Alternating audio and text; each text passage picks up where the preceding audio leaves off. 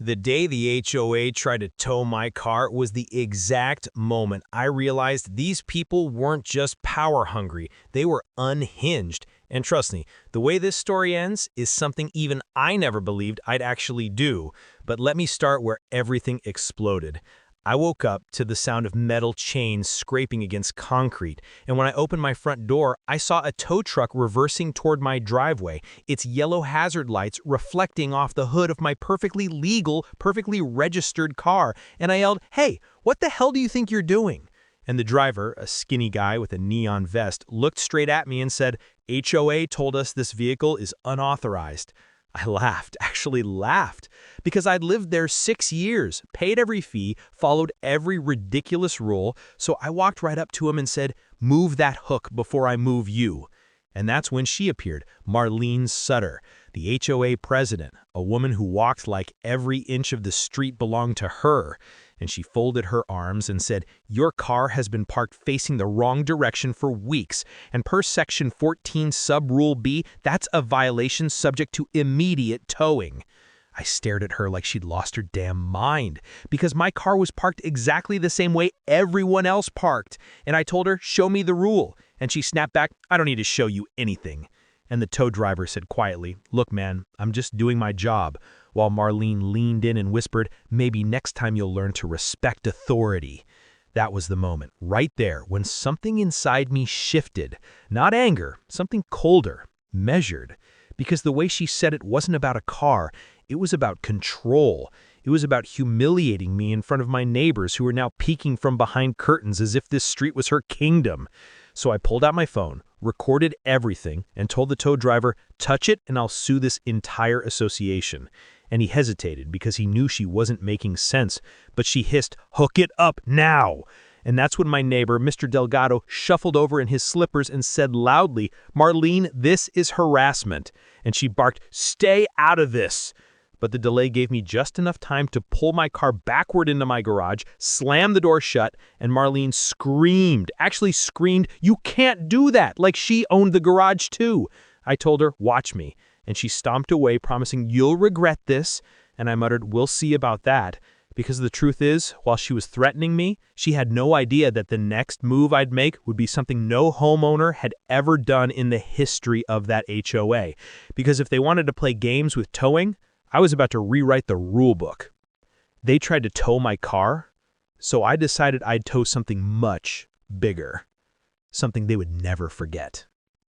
After Marlene stormed away shrieking about fines, violations, and consequences, I stood there in my garage staring at the closed door, feeling my heartbeat slow down as the anger settled into something sharper, something almost mechanical, and I said to myself, if they want a war, I'll give them one.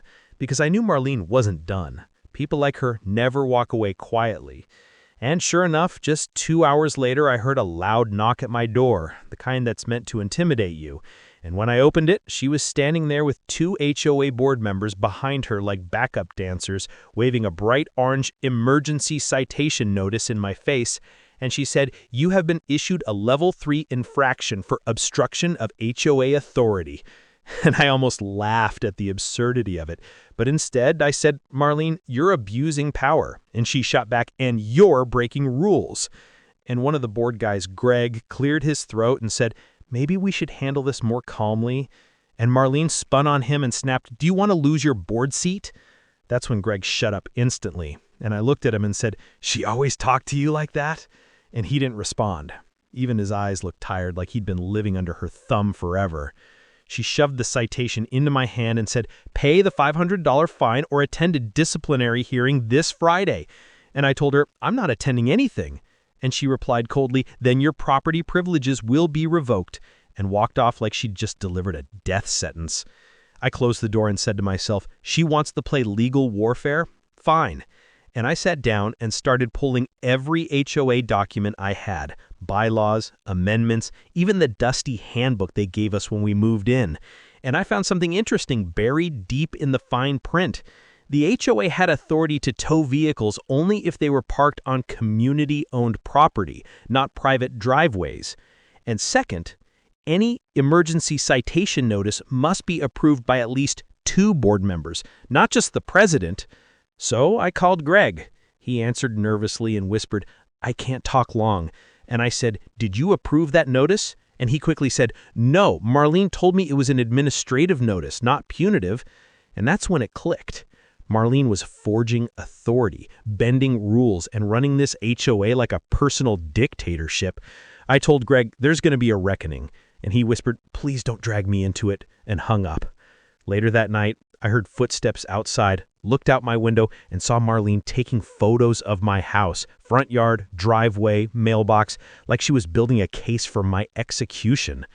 That was when I finally decided enough was enough. She wanted to tow my car? Fine.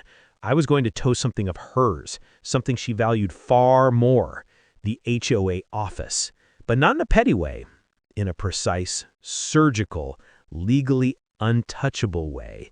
And as I sat there planning, I remembered something important.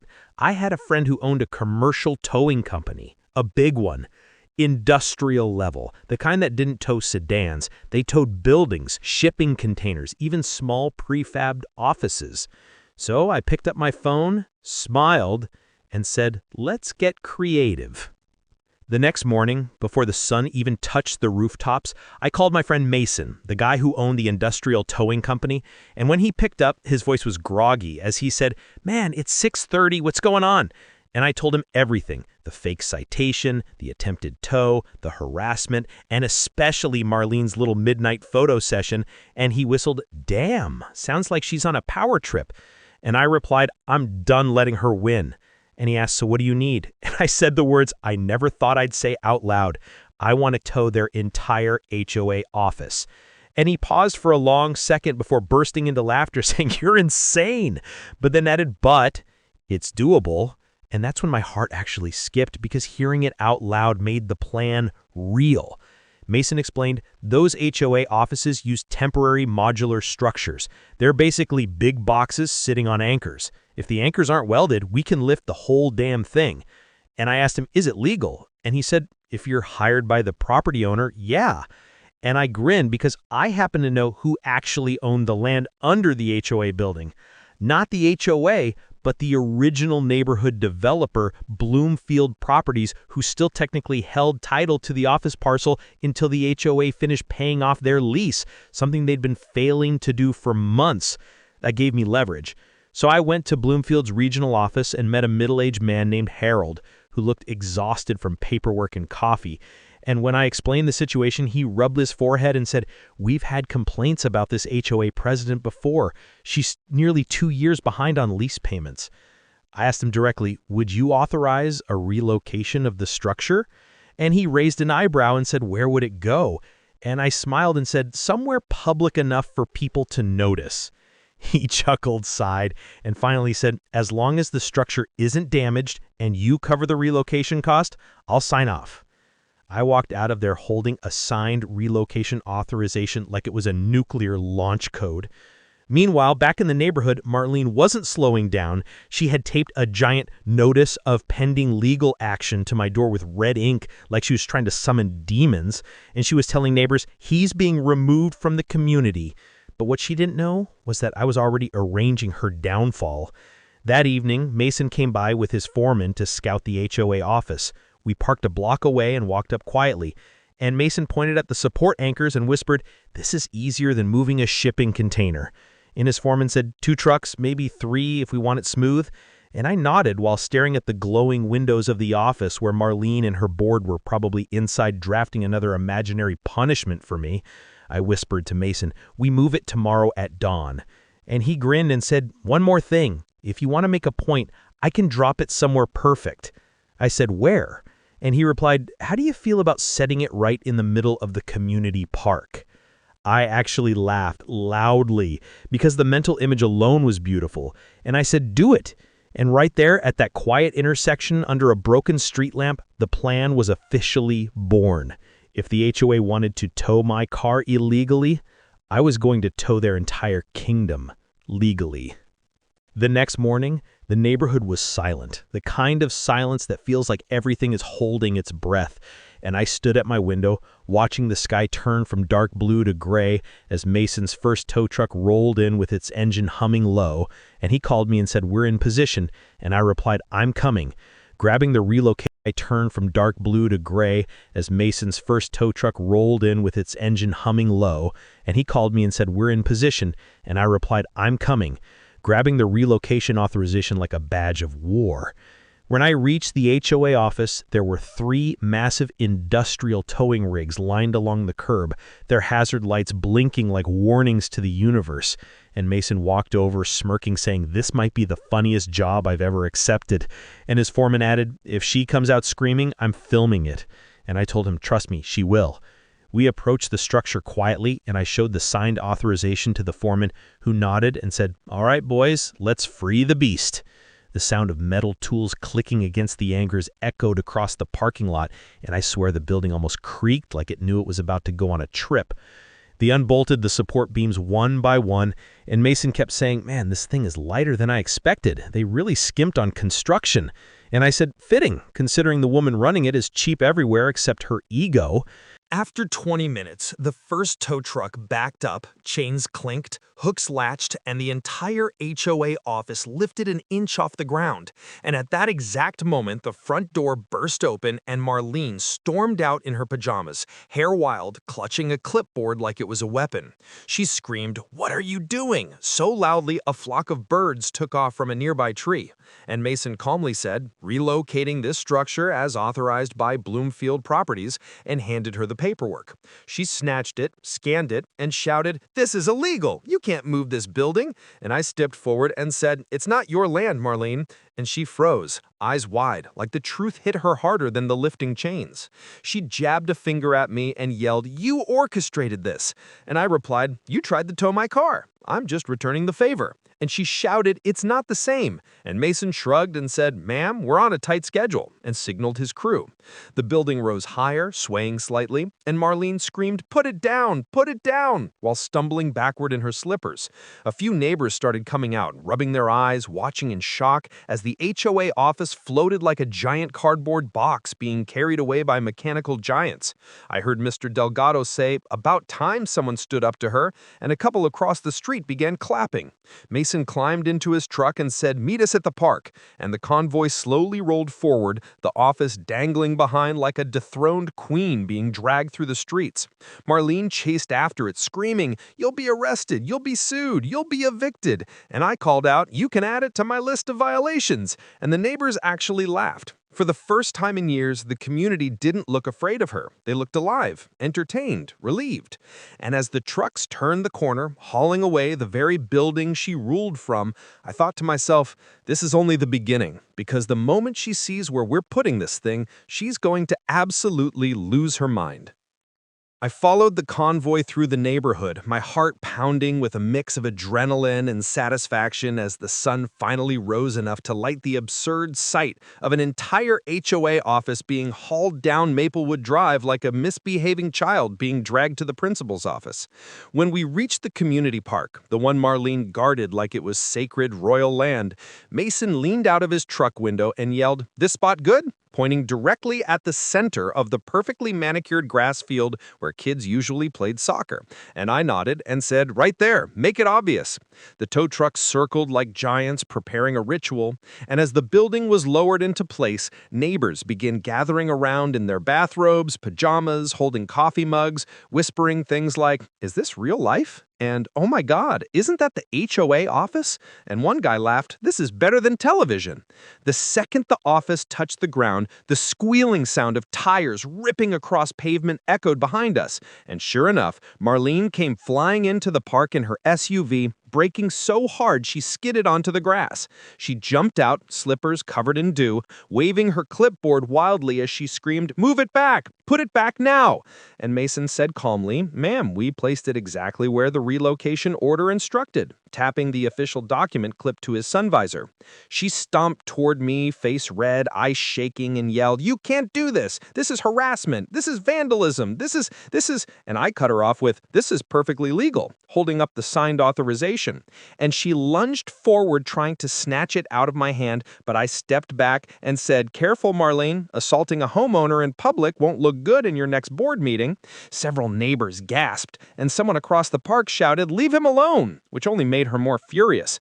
She spun around and ordered her board members, who had shown up breathless and confused, to get this building back. But Greg whispered timidly, We don't have the authority." And she exploded, "I am the authority." The entire park went silent. Even the birds seemed to stop. Then Mr. Delgado muttered loudly, "Not anymore, you're not." And people actually clapped right in front of her. Watching the power drain from her expression was like watching a storm lose wind. But she still tried one last move. She pointed at me and shouted, "I am filing a restraining order. I am issuing maximum fines. I am calling the police. You are done here." And I walked right up to her, close enough for her to hear every word, and said, "Call whoever you want. When they ask why your entire office is sitting in the middle of a public park, make sure you tell them the truth, that you illegally tried to tow my car, forged board approvals, and violated your own bylaws." Her mouth opened, then closed, then opened again, but nothing came out except a choking gasp of panic. Mason leaned over and whispered to me, "She's glitching." And I almost laughed. The entire neighborhood watched as the queen of the HOA stood powerless, screaming at a building she no longer controlled. And I knew this wasn't the climax. The real explosion hadn't even hit yet. Because while she was losing her mind right there in the grass, she didn't know what was waiting for her just minutes later, something that would finally end her reign for good. Marlene was still stomping around the park, yelling words that barely formed sentences, when the moment I'd been waiting for finally arrived. A black SUV pulled up to the curb, the door opened, and out stepped Harold from Bloomfield Properties, the actual owner of the land the HOA office had been sitting on. And when he approached, Marlene's face drained of color like someone had unplugged her entire personality. She straightened her robe, tried to hide her slippers behind the wet grass, and said in a suddenly soft voice, "Mr. Thompson, we weren't expecting you." And Harold looked at the office sitting crooked in the middle of the park and said, "Clearly," before turning to me and saying, "Everything was relocated exactly as authorized," and I nodded. Marlene rushed to him, whisper yelling, "They stole the office! They moved it without permission! This is illegal!" And Harold held up his hand and said, "Marlene, stop," in a tone that shut her down instantly.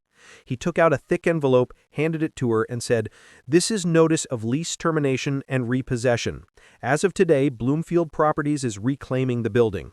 She blinked hard, confused, panicked, and whispered, No, you can't. We're the HOA." And Harold said, "You were the HOA. But you haven't made a payment in 19 months. This office is no longer yours." She tried to argue, "We just need more time." And he replied, "You had time, and instead of using it to resolve your debt, you spent it picking fights with homeowners." She stood there frozen, trembling, clutching the envelope like it might burst into flames. The neighbors around us started whispering, and Greg, looking both relieved and terrified, stepped forward and said, "Mr. Thompson, what happens now?" And Harold said, "The HOA is dissolved effective immediately. A temporary management company will take over until a new board is elected." You could hear the collective inhale of the entire neighborhood, like someone had just opened a window after years of suffocation. Marlene spun toward Greg and barked, "Do something!" And Greg finally snapped, "I'm done doing anything for you," before walking away, shoulders relaxed for the first time in years. Marlene's face twisted, and she pointed at me in a final desperate attempt to regain control, shouting, "This is your fault! You ruined everything!" And I said, "No, Marlene, you did that all by yourself." She screamed something unintelligible and tried storming toward me, but Harold stepped between us and said, "You need to leave the property." She looked around, realizing everyone, every neighbor, every board member, every witness was watching her downfall, and for the first time since she took over the HOA, she didn't have an audience she could intimidate. She had a crowd that no longer feared her. She backed away slowly, shaking her head, then turned and ran to her SUV, slamming the door before speeding off, leaving muddy tire tracks across the grass and the shattered remains of her power behind. Mason clapped me on the back and said, "Well, that was dramatic." And I laughed, finally feeling the weight of months of harassment lift off my shoulders. The neighbors gathered around, some cheering, some patting me on the arm, Mr. Delgado saying, "You did what we all wished we could." And for the first time the community felt united, not by fear, but by relief. As the tow trucks began preparing to haul the office away for good, I looked at the rising sun, took a deep breath, and said, "Funny, they tried to tow my car to control me. Instead, I towed their entire kingdom to free us." And just like that, the neighborhood finally had peace because the HOA that once ruled everything no longer existed at all.